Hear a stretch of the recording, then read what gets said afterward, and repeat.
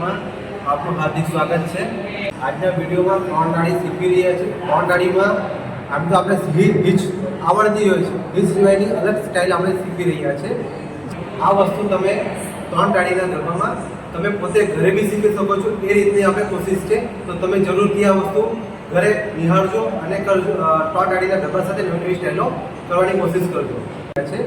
જે તમને ગમે તો લાઈક કરો, શેર કરો, સબસ્ક્રાઇબ કરો। જય શ્રી કૃષ્ણ, જય માતા દી, જય હિન્દ।